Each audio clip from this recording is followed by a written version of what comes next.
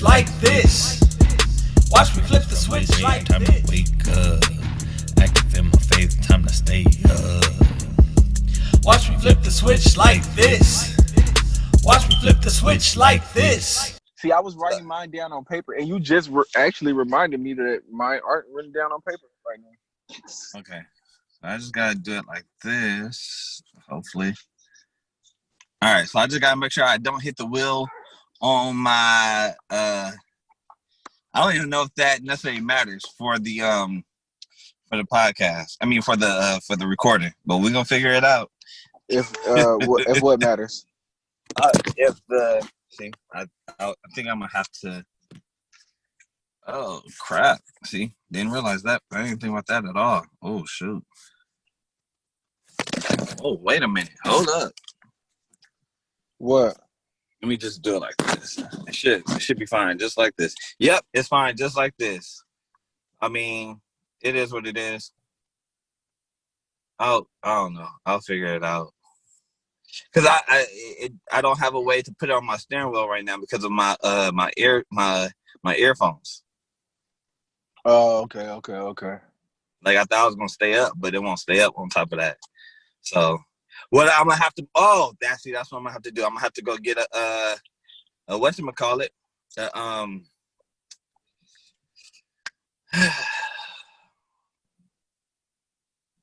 What? One of those things, man.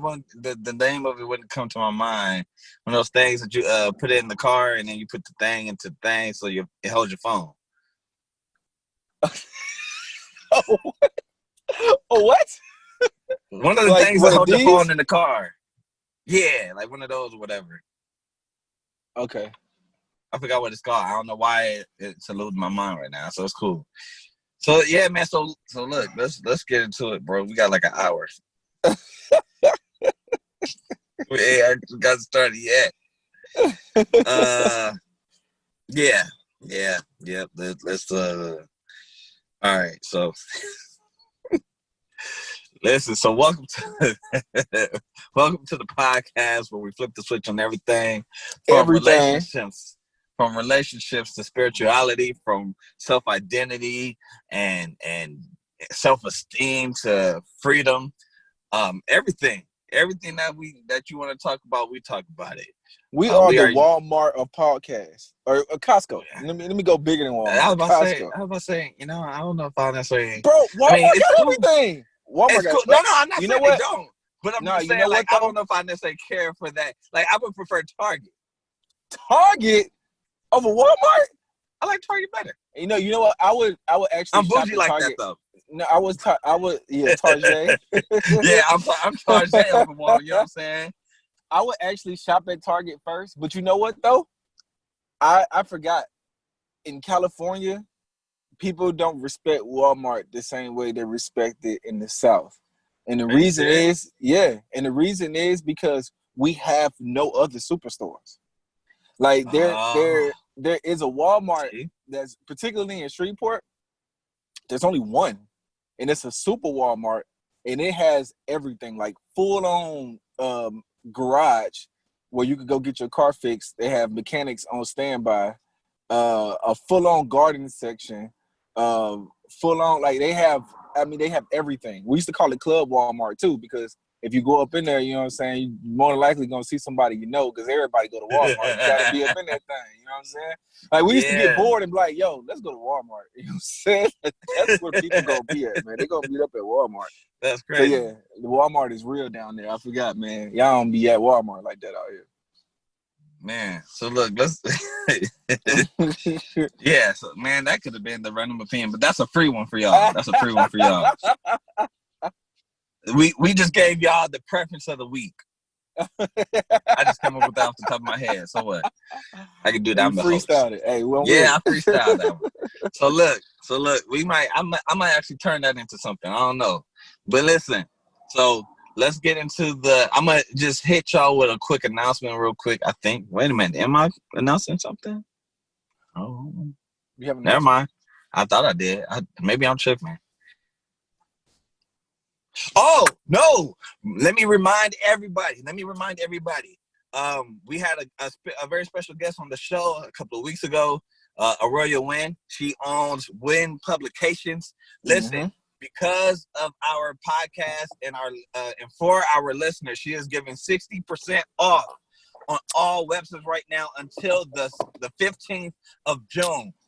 Go if you need a website. Go cash in on that. That's 60%. That's over half. Bro, you ain't getting that deal nowhere else. Only on the Flip the Switch podcast can you get that deal. All you gotta do is hit her up on Instagram at Miss Wynn, or you can hit her up at Wynn Publications, but hit her up on Miss Wynn underscore. So it's MISSWINN underscore, and the code word is Flip the Switch. You feel me? Hey, no, not the you feel me part. Just flip the switch. Yeah, don't do that. All right, so listen. So now that we got that out the way, so for all of our people that are in need of websites, cash in on that. I'm telling you, 60% is a great deal. Now, I mean, and when I say she does a beautiful job, we're not just promoting her. I'm not gassing her. I have a testimony behind it. You know what I'm saying? It's the greatest website that I've seen. I've had somebody else make one before me a long time ago. Nowhere close to the amount of professionalism that she puts inside of hers. Not only does she put a great amount of professionalism inside of it, but she puts a great amount of care. If you got any other needs for it that you want to adjust or anything like that, she is so open to it, man. So she's dope, bro. Yeah. I've been to the DeAndreAofficial.com website. Listen, that thing is smooth. Like smooth. It's butter. Smoother than silk. It is silk butter. It is silky butter. It is. Hey, so listen, do you got your highlight for the week? Yes. The highlight of the week this week is, I wish I had some drum roll, bro. All right, but I don't have it. You got it? Jim Kwik. Yeah. Listen, Jim Kwik is a self-proclaimed brain health expert. Have y'all heard that title before? A brain health expert. He has a podcast called the Kwik Brain Podcast, which he calls bite-sized brain hacks for busy people. 20-minute podcast. Me and Mark was just talking about this podcast last night. It is impactful. That is a 20-minute. It's a haymaker. It ain't jabs. It's a haymaker. That 20 minutes is gonna hit you hard. You know what I mean? For real. Like after that 20 minutes, I'll be like, what did I just learn? You know what I'm saying? Like my brain keeps going. I've seen this dude do live memory shows. Oh, you've seen live? Oh yeah, I've seen. I mean, no, I wasn't there live. I've seen him do it live though, like on YouTube. Oh, like on video. But that's still dope though. I didn't even know he did them live. Yeah, like he'll have people in the audience, like 100 people, say random numbers, and then he'll remember the numbers forward and backwards. It's ridiculous. It's ridiculous the way he do it. Do y'all hear this? And the crazy thing is, he taught himself how to learn. He grew up calling himself the boy with the broken brain, and he taught himself how to learn. So that's what he really does. He teaches people how to learn and teaches people brain health. And the last thing I'm gonna say is, he just wrote a book called Limitless. I started reading it. I ain't finished it yet, but it's changing my life slowly, day by day. Every time I pick it up, I learn something new. And he believes that your brain is your superpower, and if you take care of it right, you will be a superhero. And I'm down with that. You know what I'm saying? I am with it. Nice. So go check out Jim Kwik. Nice. All right. We will be leaving links to his stuff too. Oh yeah, as we do everybody every week, unless they don't. I hope y'all be clicking them links, man.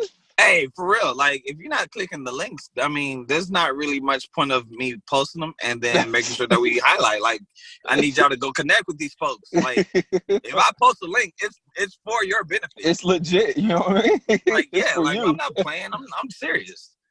Yeah. So listen, random opinion of the week. What we got, bro? Oh man. So this one was actually inspired from the conversation we had with Aurelia Wynn a couple of weeks ago. And my random opinion is that there is no greater dessert than banana pudding and peach cobbler. Like, peach cobbler and banana pudding is a tie, bro. I don't even know how to pick to. Now, I won't knock anybody if they pick one over the other.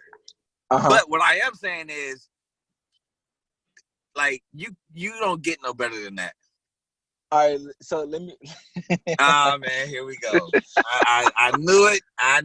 I said this dude is gonna come with some type of crazy rebuttal, and so, so come on, man. Let's keep banana pudding up there. Mm-hmm. If you want to label them by notches, Peach Cobbler is falling way down that list. What?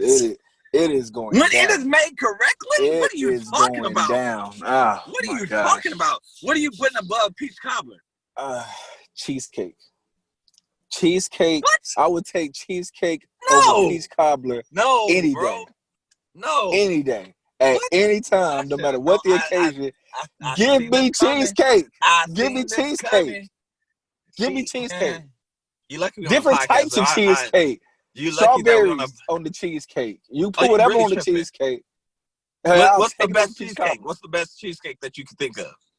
Man, and if you say strawberry, we're really gonna have to. No, it's not the best cheesecake I've ever had. Actually, to be honest with you, the best cheesecake I've ever had was from Cheesecake Factory, and it was a key lime cheesecake. Fire. I've never tried it. I don't know if I ever will, but I won't knock that. I can't really say nothing against that. If I see some peach cobbler in your hand, I'll knock it out your hand and hand you the cheesecake. What? No, you won't. No, you won't. No, you know what though? To me, the best thing about peach cobbler, what'd you say? I said no, you won't. I was thinking what to say, and we ain't gonna. Some things are they're not even better left unsaid. Sometimes they are better left unsaid in the public and better said in private. Because they are better received privately, and In other words, he's gonna threaten me in private. The best thing about peach cobbler though is the crust. It's the best thing. Oh, and if you do the crust right, I do like it. It's not an unlike dessert. I like it. Oh, it can't. It's not my top two. I wouldn't put it up that high. Unless you're like allergic to peaches, or you for whatever reason you don't like peaches. Because I think I've heard in my lifetime people say they don't like peaches. I don't really get that part, but okay, whatever.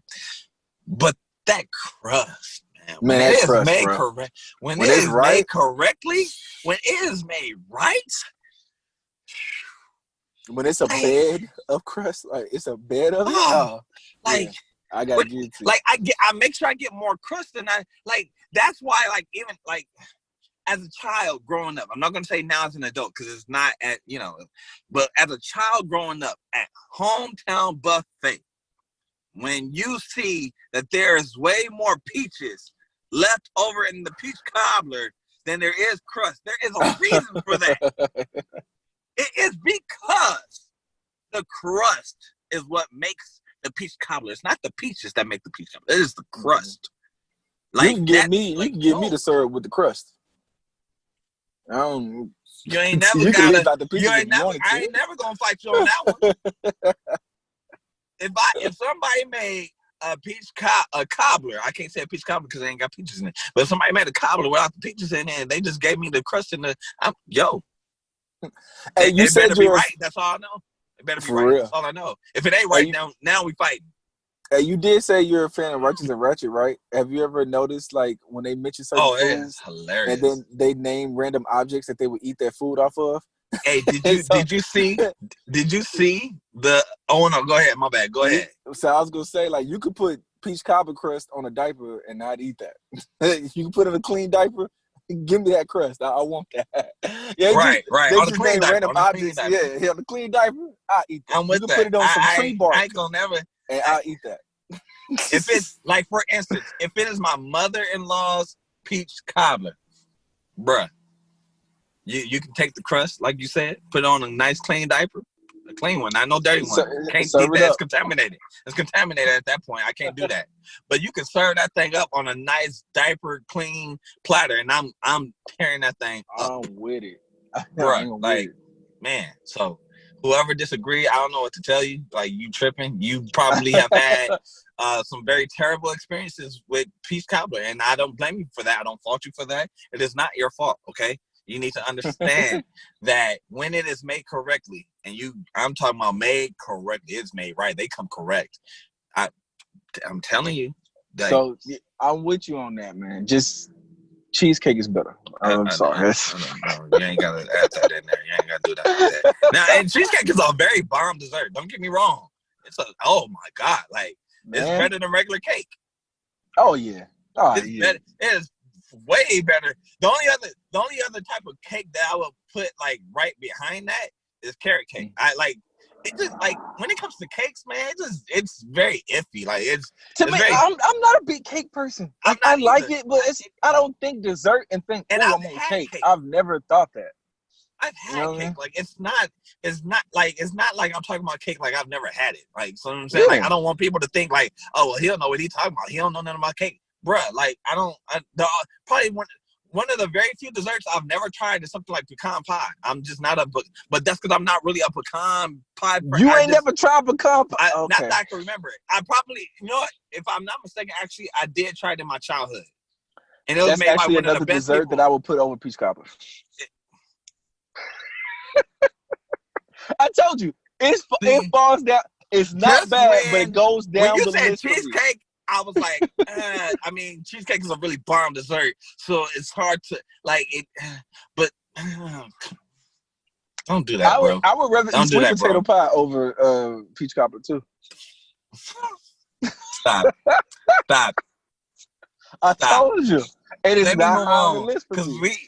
we just stop because I'm telling you, some things are just better left said between us because we got that type of relationship. I can say it to you and we good. We still brothers. We still friends.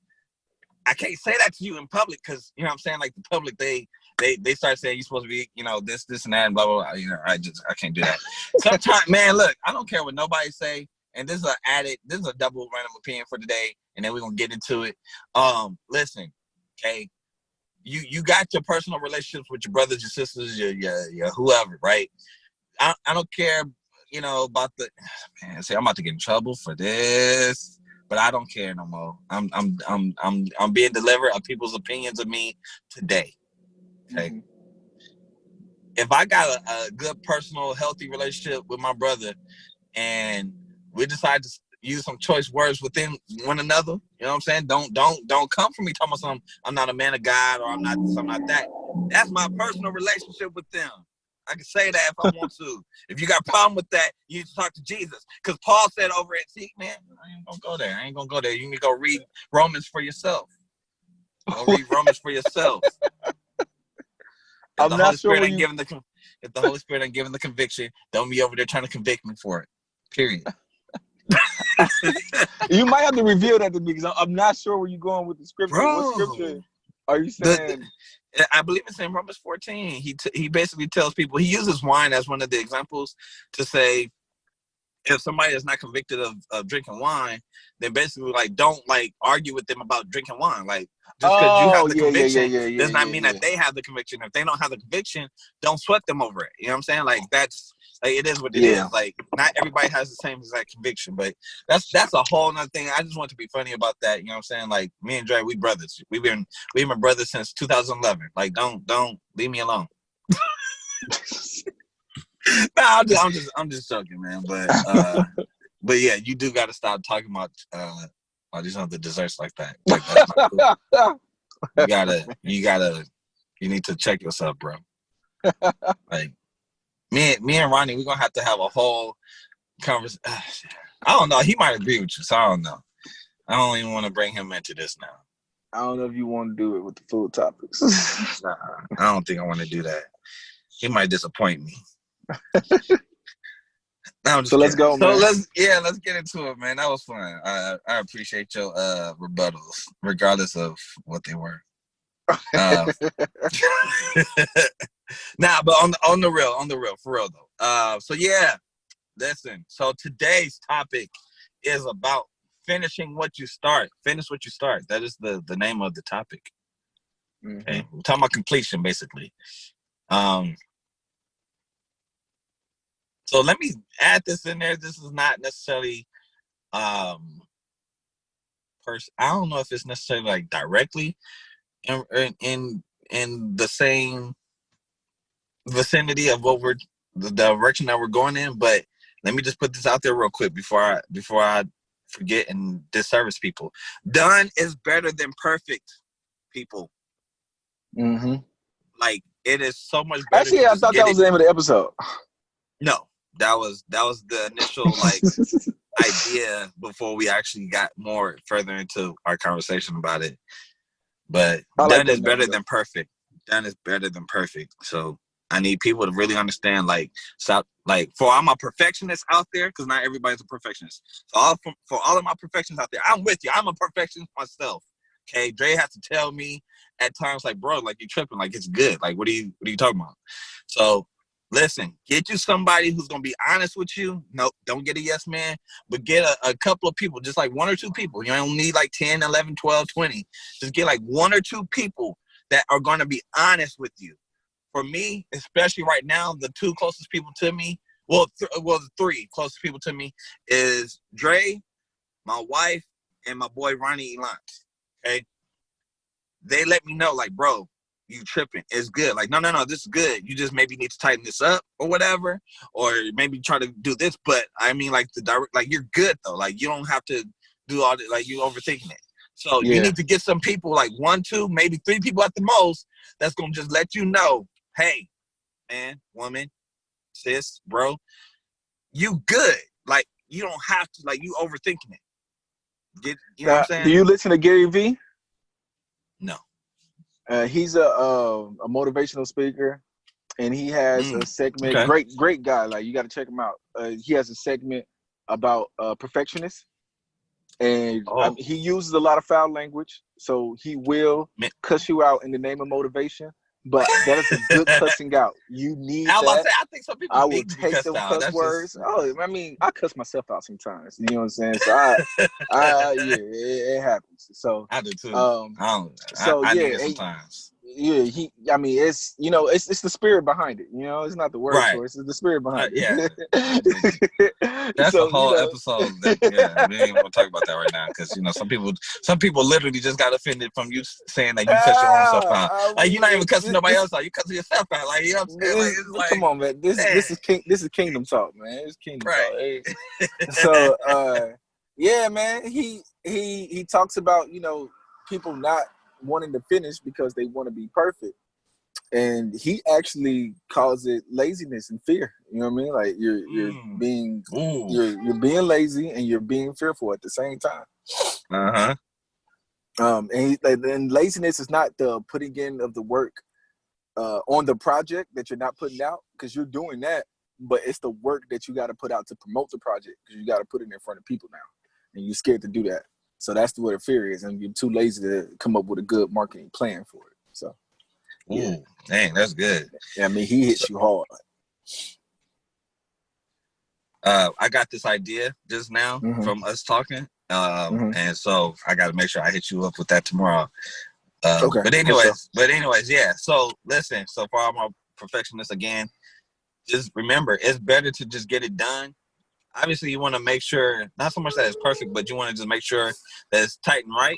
You know what I mean? Like, make sure it's not sloppy.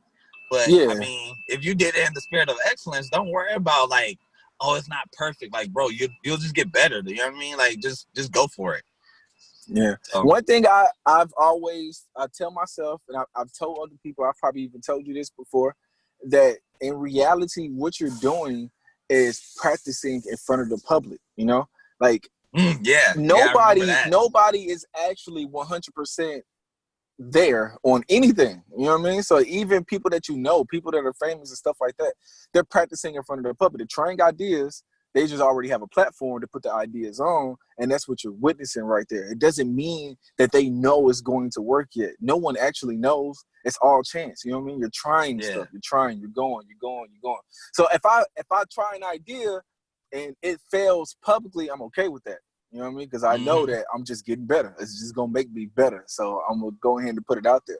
But I think what slows down growth, what slows down progress, if you don't try your ideas publicly, you're only practicing privately and you never put anything out, you know? Right. So then you're just you don't have no other ears, you have no other opinions. You're just gonna be in your own head about everything, and you'll never execute. You never execute like that. Absolutely. And So that's one of the perspectives I take with it. With this idea, concept, and title, finish what you start. People, quitting is the road to losing. Yep. Like once you start quitting, it's hard to like not quit other things. So you gotta finish what you start. You gotta just remember, it's better to just get it done than be perfect. And with that said, Dre, let's kick it off with this first point.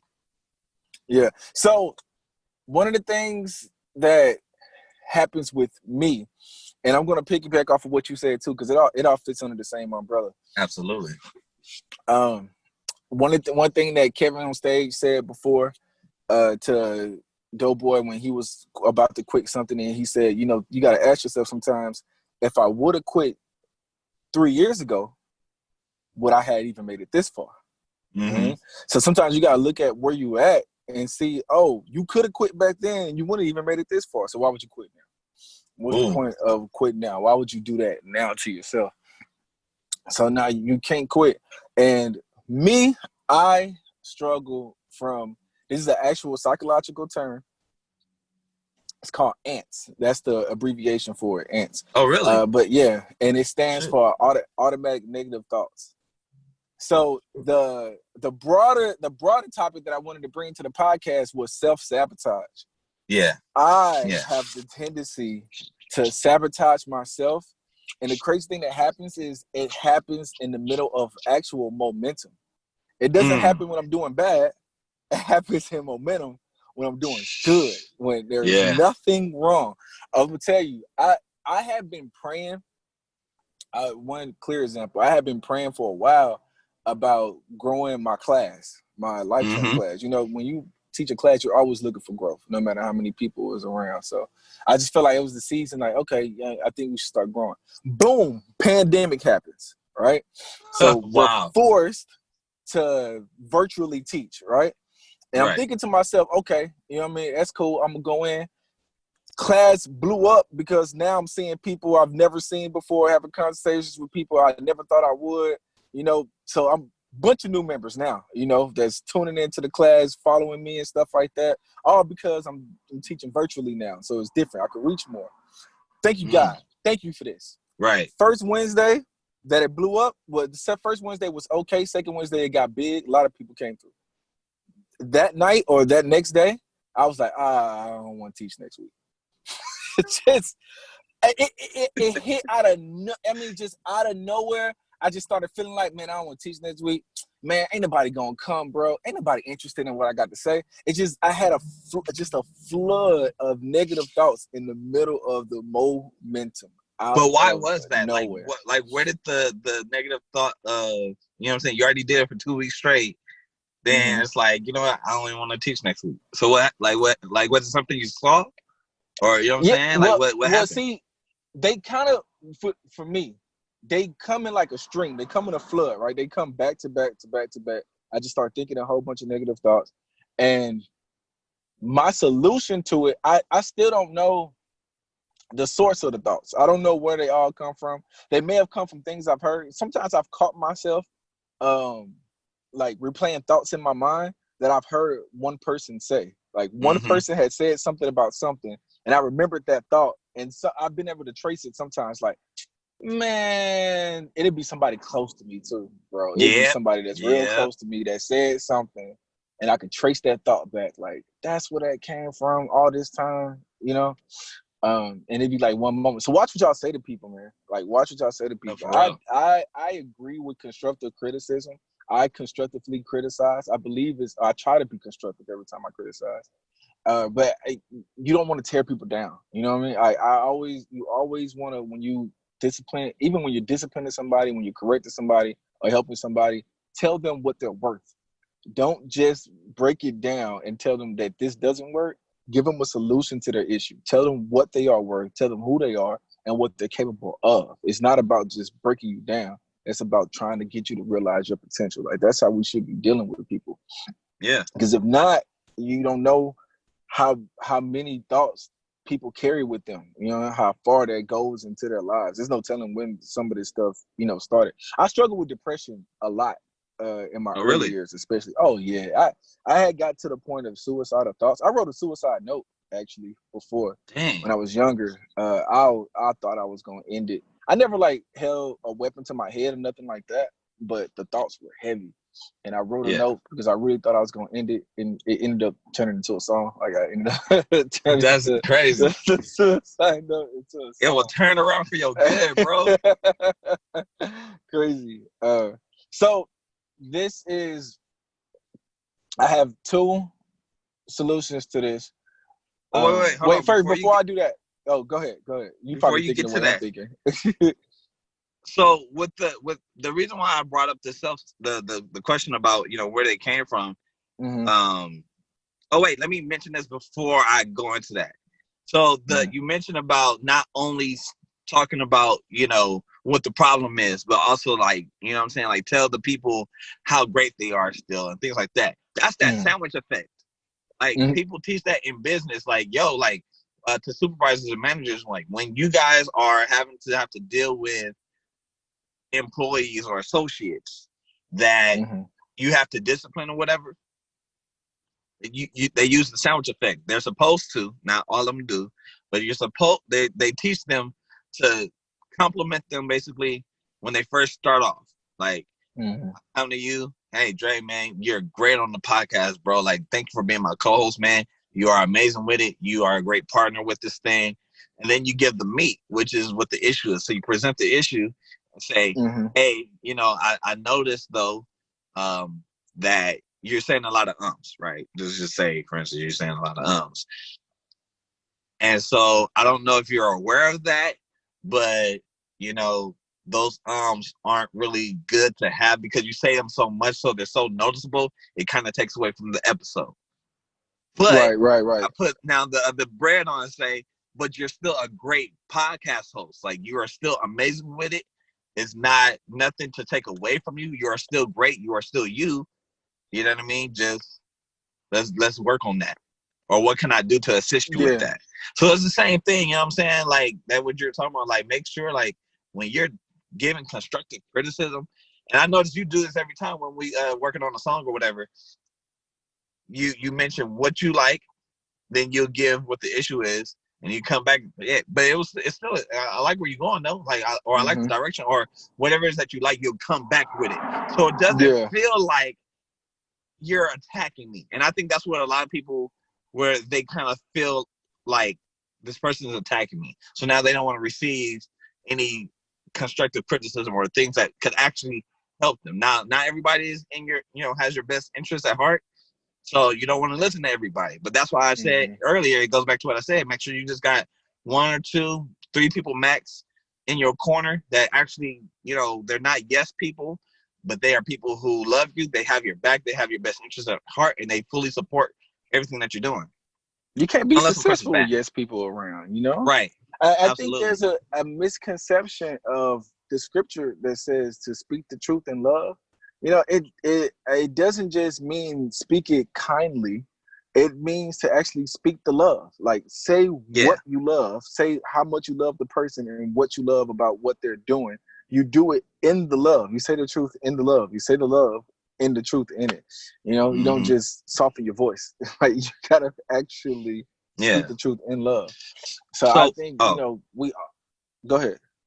Oh no, I was just gonna say. So the reason why I brought up the question about where your negative thoughts are coming from, though, like why were you having that after 2 episodes, was because usually with self sabotage, because I deal with self sabotage as well, and I have to like try to constantly watch myself. I bet a lot of creatives do. Probably so, I but wouldn't be surprised if a lot of creatives do. I believe that self sabotage usually comes from something or someone that, you know what I mean, kind of happened in their life in some type of negative capacity or way.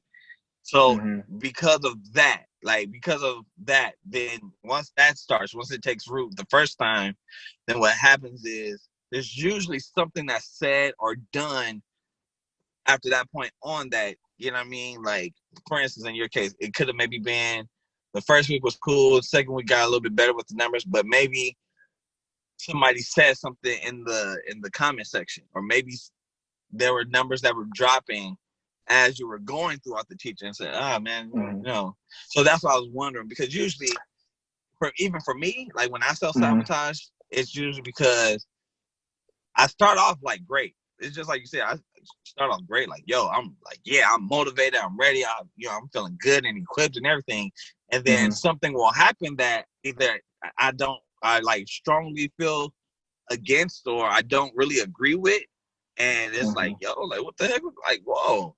So then it's like, up now, I don't know about this. I'm good. I don't want to, I don't want to do this. You know what I mean? And sometimes, and a lot of times even, I think sometimes self-sabotage does not necessarily happen as quickly as maybe we think. Usually I think there's usually probably a buildup. I don't know. I'm not no expert on that, but I do deal with it. And so I have to watch myself. Like, but I've noticed even for me, like there's a buildup to it. It's usually not right away. It's usually like, okay, I seen that one time. Okay, I seen that red flag.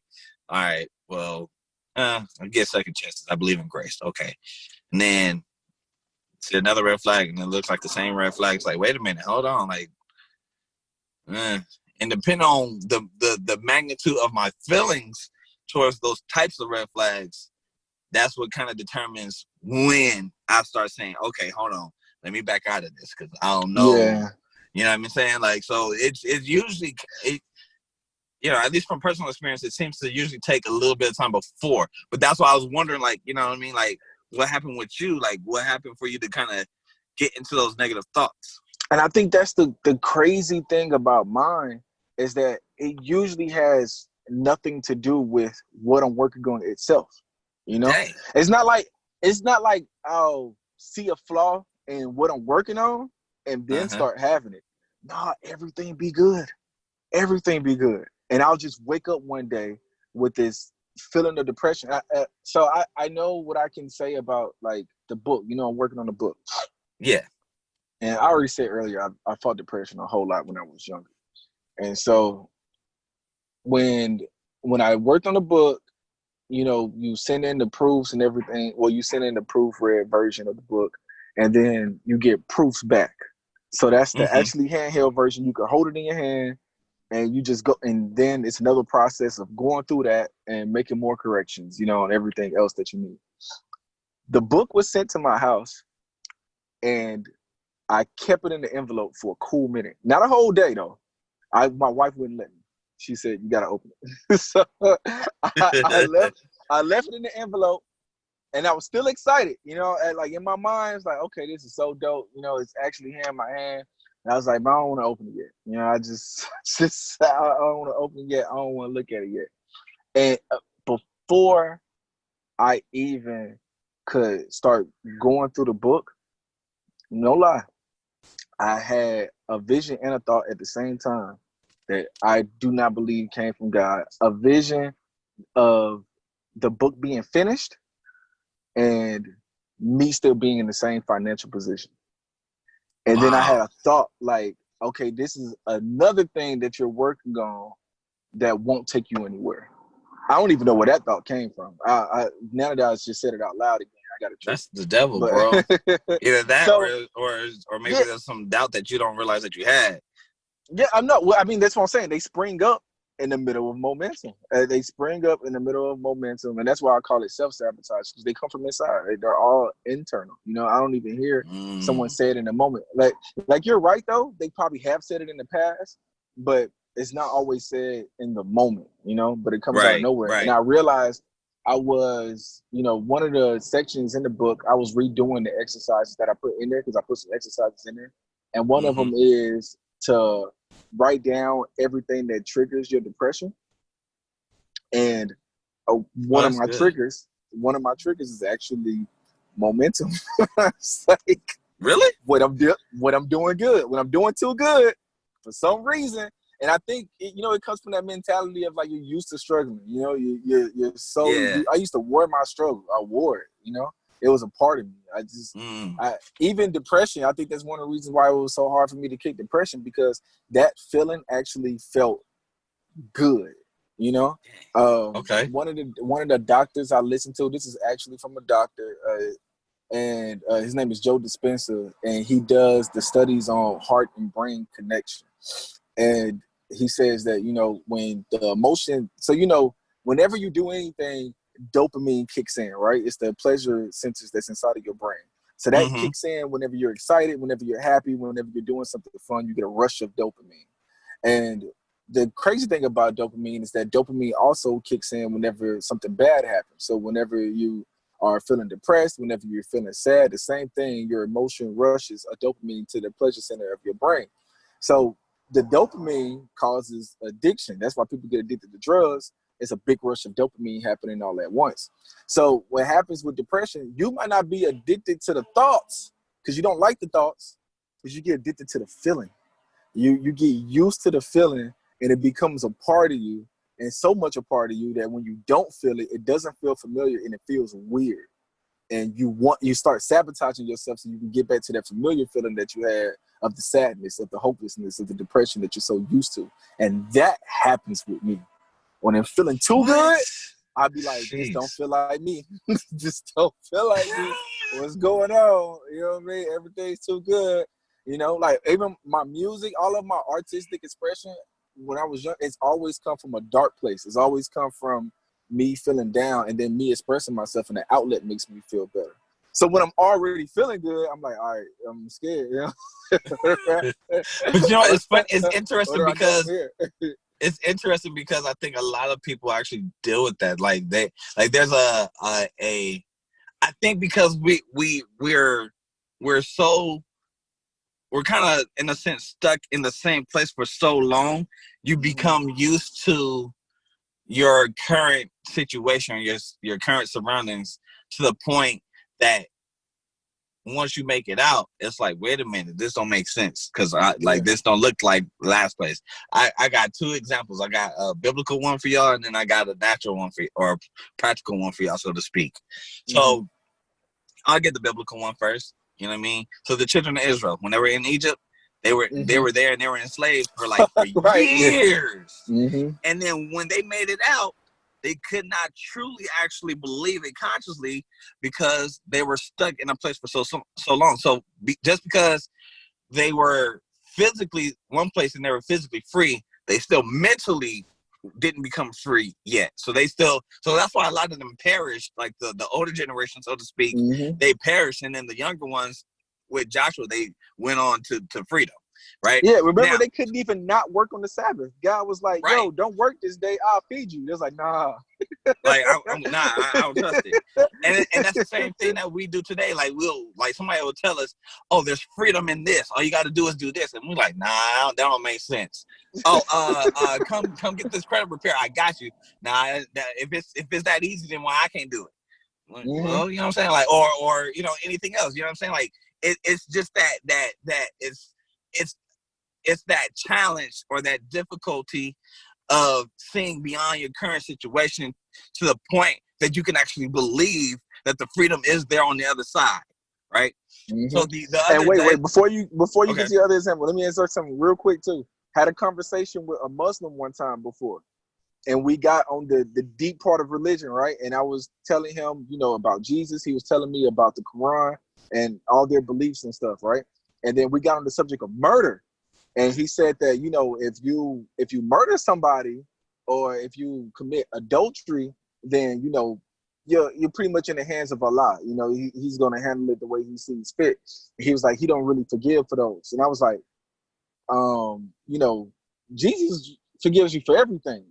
There's no sin that you can do that can't be forgiven on the cross. And he was like, blasphemy of the Holy Spirit. Right. And he was like, nothing. I was like, it's like murder. I said, no. He just got quiet, bro. He didn't even respond. He just got quiet. He just said, oh, and then just looked away. We were quiet the rest of the while. You know what I'm saying? I thanked him for his conversation and everything out when he got out. But I don't know how it impacted him. But like from a verbal standpoint, he couldn't even respond. Like, wow, it's that easy? I can just get forgiven. You know what I mean? Like, people are when you've been enslaved for so long, it's hard to receive freedom. You don't even know how to deal with it. So go ahead. So the other example that I had, I love that too. I love that. The other example is for those that are DC and or Marvel comic fans and things of that nature. Hopefully, I know there's a good portion of them that are actually into things like the Flash and the whole Arrowverse thing and all that. So, anyways, unfortunately, this is the last episode for the season of the Flash. And on this last season, there's what you call the Mirrorverse, and in the Mirrorverse, everything is in reverse, right? So when you first get there, nothing makes sense to you. You can't read anything, you can't understand anything really, except just the objects. Like the objects are fine, you don't struggle with seeing that, but like words and things like that, you can't read them right away. It's like, wait, what? Like, so the Iris West Allen, for those that don't know, she is the Flash's wife. Barry Allen is the Flash. So anyways, she's a reporter, kind of, sort of. So she's trying to track down this some leads of this guy that's a criminal and all that stuff. And his wife, 6 years before this moment, she ended up in the Mirrorverse, right? So anyways, just fast forward to now, Iris ends up in the Mirrorverse by accident. She wasn't trying to get in there. She just uncovered this mirror, and next thing you know, she gets pulled into the Mirrorverse. And then a reflection, basically, of her comes out, right? So now, the real Iris West Allen, she's in the Mirrorverse, and eventually, her body and everything, her mind is starting to acclimate to the Mirrorverse, which means now she's starting to be able to see and hear. Well, I don't want to say hear, but she's starting to able to like read words and stuff and read them correctly, or see the maps and read them correctly and all that stuff. Initially, it was like none of this stuff is making sense. It's kind of like jumbled up or staticky or kind of like really puzzly, right? And so now it's starting to acclimate. That's the same thing that happens today, bro, where we can physically be free in one place, but until our mind acclimates to that current situation, we don't receive the freedom, or we don't.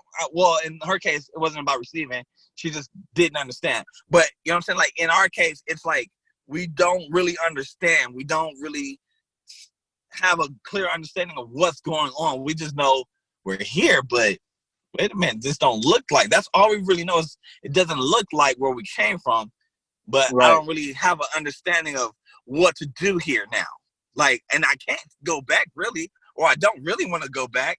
But it's funny because freedom makes people who've been enslaved for so long feel like I'd rather go back over there because it was familiar. Not because it was better, but because it's familiar. And we don't like being uncomfortable with unfamiliar places. Like, we don't really care for unfamiliar. That's why most people don't even go to unfamiliar to begin with. They just stay enslaved because they'd rather stay in a place. It's like the phrase, better to work with the devil I know than the devil I don't know.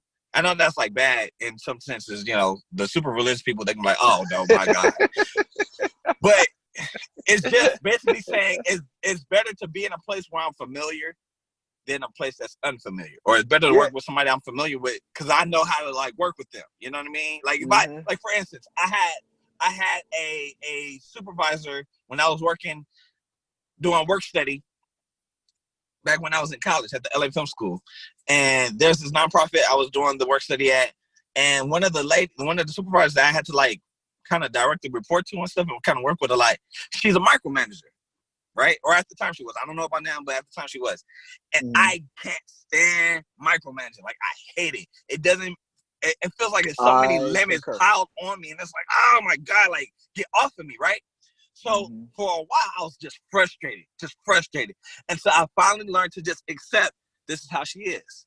So now that you know how she is, all you gotta do is accept her for being as is, and don't expect her to change or necessarily desire for her to change. Just let her be herself. She's a micromanager. That's how she's gonna be.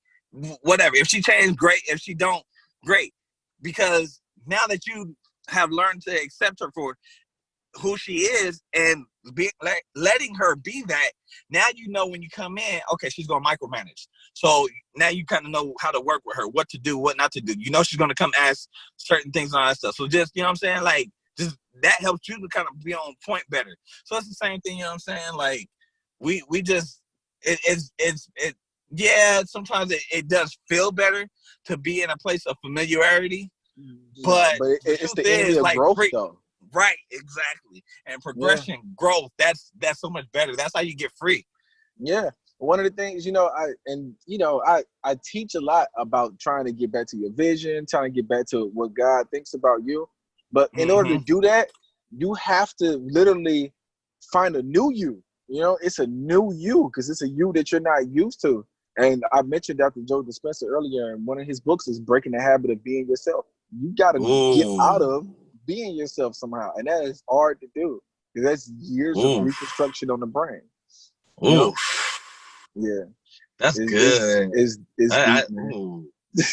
So listen, let's get into, so before we get into the solutions real quick, just want to also bring up too, self-sabotage, that also, it creates a door, so to speak, or an opening for things like consistency, fear, and doubt to come in, or it comes from those things. Like once doubt begins to set in, or fear begins to set in, it actually can convince me. It doesn't make me. I make the choice on my own, but sometimes those things can kind of sort of be in my head or in my ear, so to speak, and it convinces me, like, yo, or I allow it to convince me to begin to self-sabotage. So that goes it goes back to my question of, like, what happened, you know what I'm saying, for you to self-sabotage yourself or want to self-sabotage yourself in that particular situation. Right? So I know for me, one of the reasons why I tend to self-sabotage is because of fear. Usually it's because of the fear of unknown, or it's because of doubt. Like something came in and it happened, and it caused me to doubt what I originally believed, because I didn't see that happen beforehand. So now that I've seen it, it was like, oh, wait a minute, I don't know about this now. You know what I'm saying? So because this happened, I didn't think this was gonna happen. You know what I'm saying? Like I walked into this because I didn't think. You know what I'm saying? I didn't use foresight. Truth be told. You know what I mean? So I will say I do believe that is one of the solutions to this, is using foresight. Like, you have to think ahead. Like, you have to think about all the things that could potentially go wrong. Like everything from external issues to internal issues, things that you would do that could cause yourself to not make that thing happen that day, or things that could, that are out of your control, like traffic, you know what I'm saying, on your way to your job. Like, it could be an accident on the freeway, but people don't think about that. So they'll just, I'm going to leave at this time versus leaving a little bit earlier just in case, because we really never know when an accident is going to take place. Not even traffic control knows when an accident is going to take place. Nobody can tell you, an accident is going to take place at 6:15 a.m. So make sure you leave at 5:30 a.m. so you can actually get to your job ahead of time. Even though you'll be early, you'll still be on time. So that's here's the crazy thing about foresight. Here's the crazy thing about that. And what we do when we're self-sabotaging, we feel the negative emotion from a future event that hasn't even happened yet. It hasn't even happened yet. It's just like if you're worrying about your mortgage being paid, and like the day hasn't come yet for you to pay it, but you just know that you don't have the funds right now.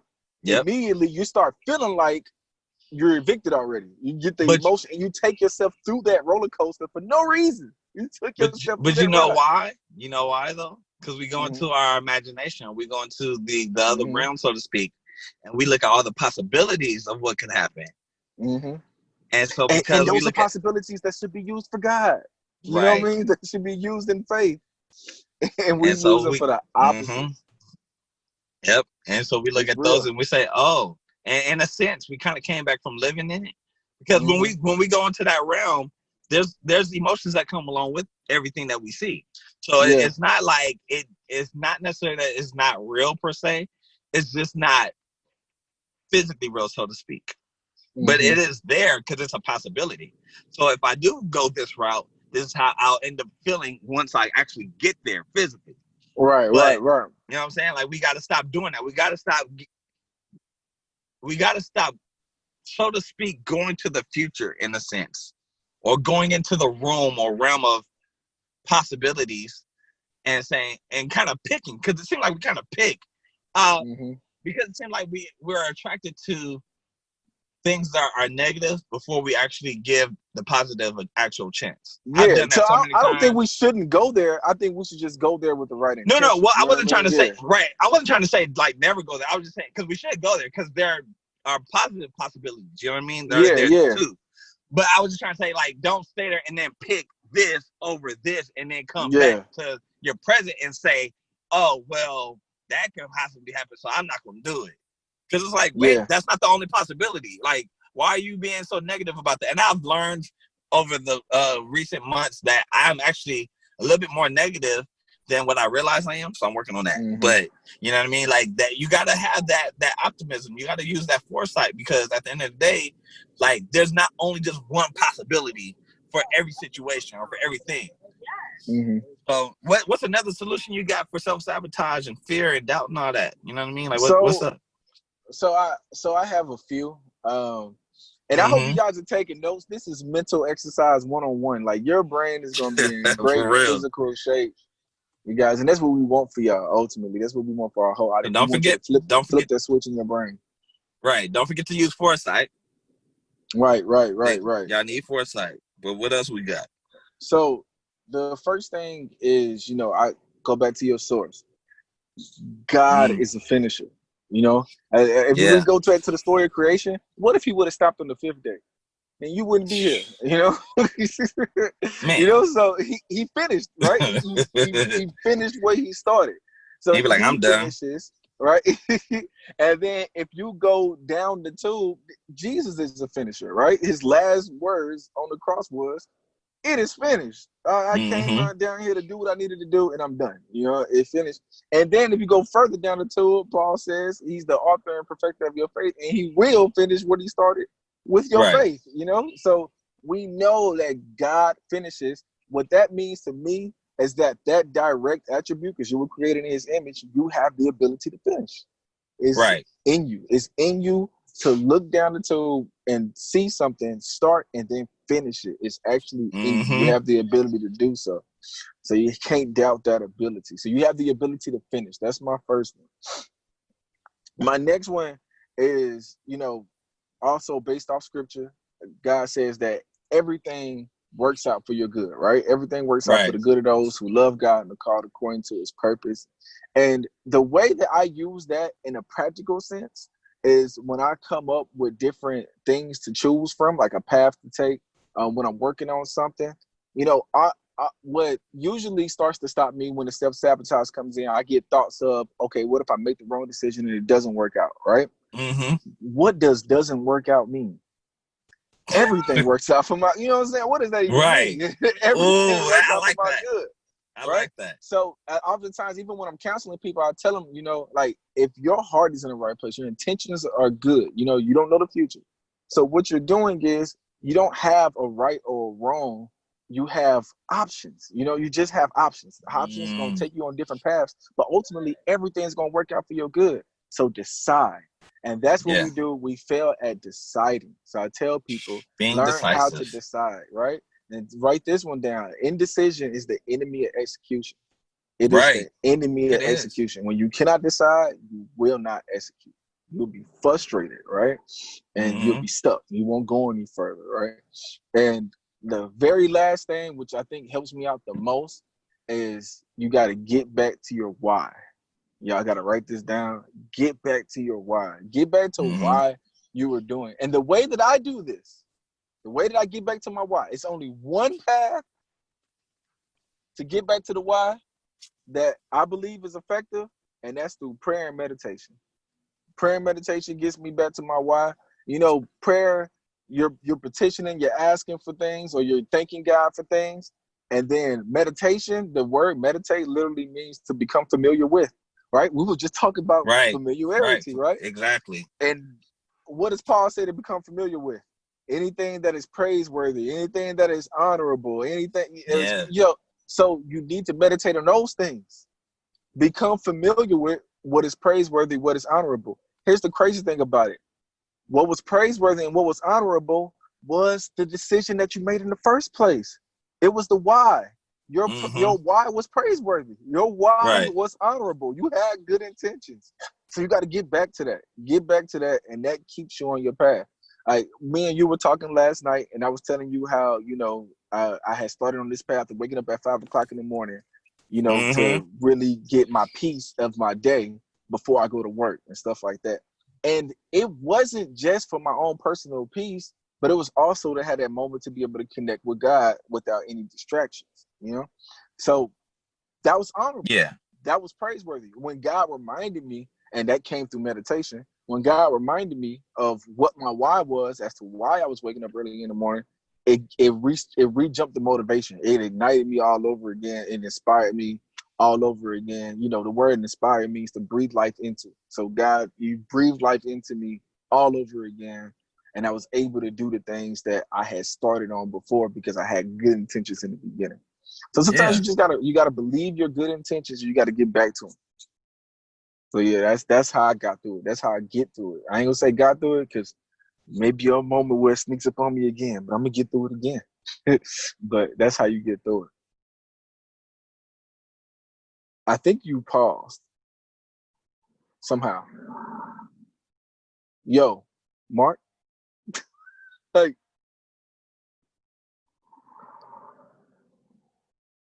I don't know if it's my signal or your signal, but I'm staring at your face right now and I don't see anything. I'm not gonna lead a Zoom. I'm just gonna text you real quick.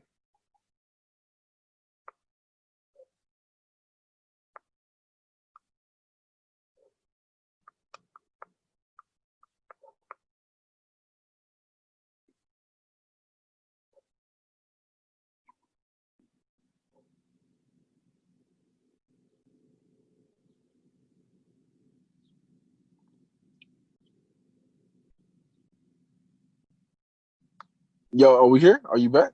No? You gone?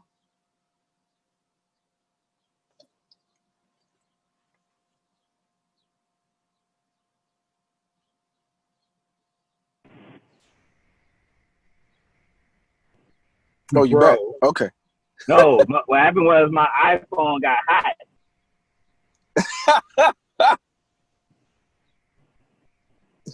I'm grateful that it didn't stop recording, but Oh, it was still recording? Okay. so real quick, finish what you were saying real quick, and I got one more solution. Okay. Yeah, so well, I don't know exactly when it stopped. But anyway, yeah, you gotta get back to your why, you know. That was the last solution I was on. We'll figure out where I stopped at. You can cut some of this out if I'm repeating myself. So yeah, you get back to your why. You remember why you started things. Paul says to meditate on whatever is praiseworthy, whatever is honorable. And most of the time, when you start a good project, you have good intentions. Your idea was praiseworthy, and your idea was honorable, and you got to become familiar with the intent behind the idea. Right? Yeah. So you meditate on the intent behind the idea. If you just look at the project itself, it's hard because you don't see the future of the project. You can't tell it working out. But if you remember the intent, you remember your why you did this, why you're starting this, and what was it? Was it to retire your parents? You know, if that's the reason why you wanted to open up your own business, get back to that intent. And was it to? And I tell everybody that should be a goal for most of us, for children, to retire your parents. You should not want to see them work again. You know, like relieve them. And the other thing, you know, was it to make your life better? Was it to make your family better? Was it to help people? You know, you get back to that intent and it helps you press forward. When you get inspired, the word inspired means to breathe life into.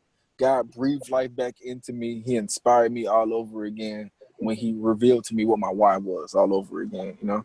I brought up what we talked about last night when I was waking up at 5 o'clock in the morning to get back, you know, with God and stuff like that. And then I started sabotaging myself. I stopped doing it, you know, and then God revealed to me, yo, you don't even get up no more. You did that to talk to me.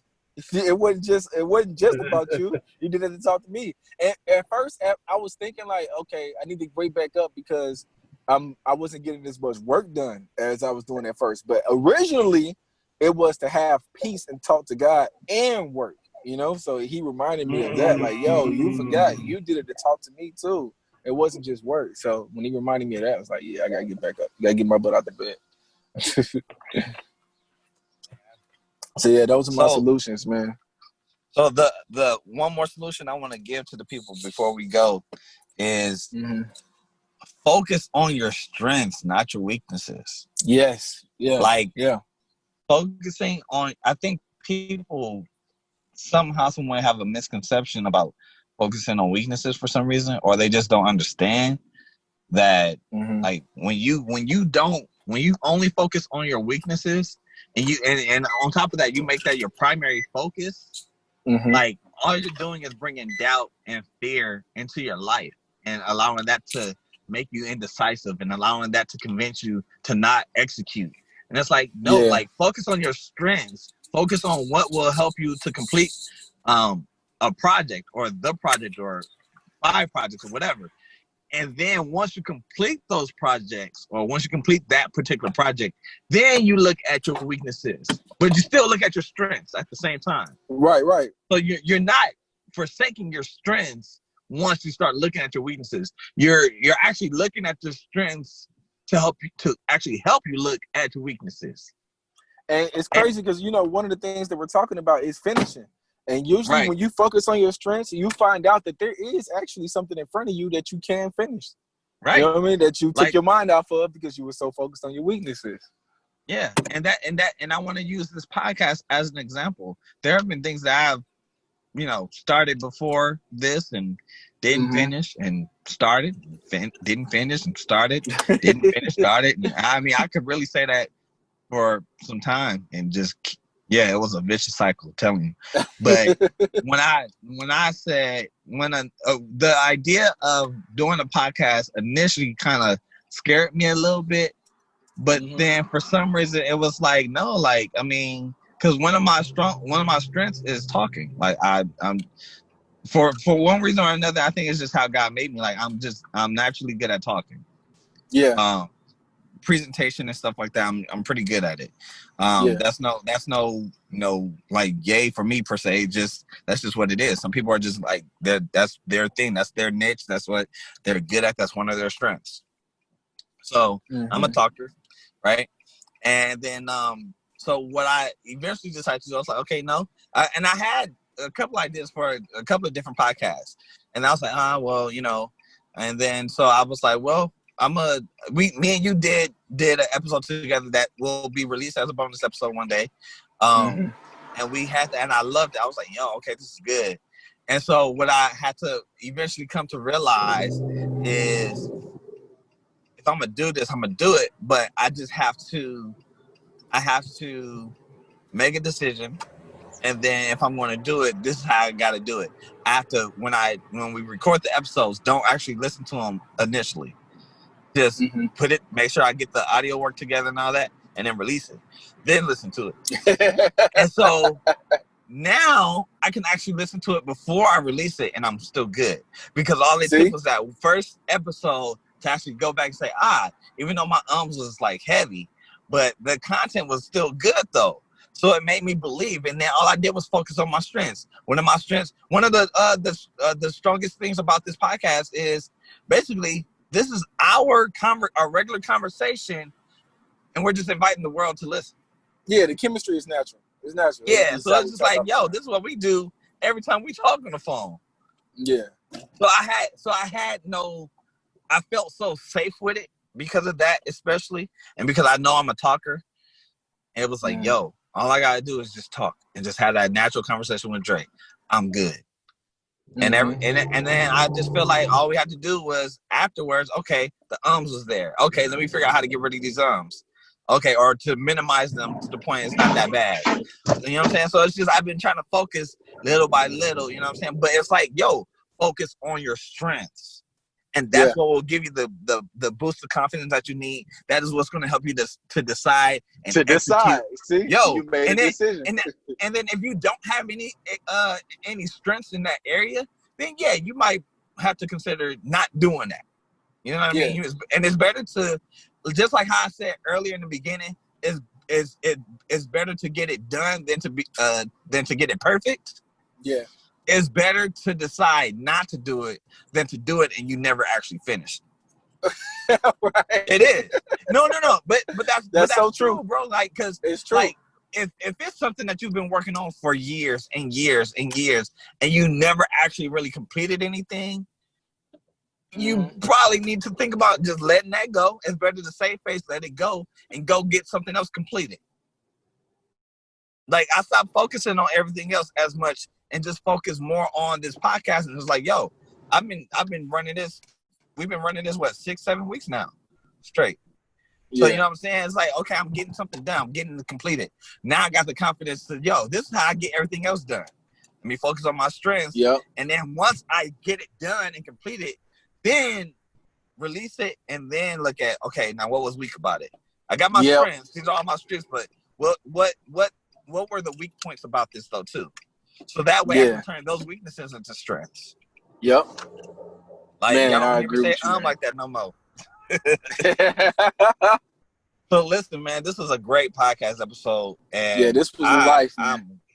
This was life for me. I can't wait to listen back to this one because you put some stuff out there that I need to take notes on. So listen, man. Everybody, we have an email address again for those that don't know.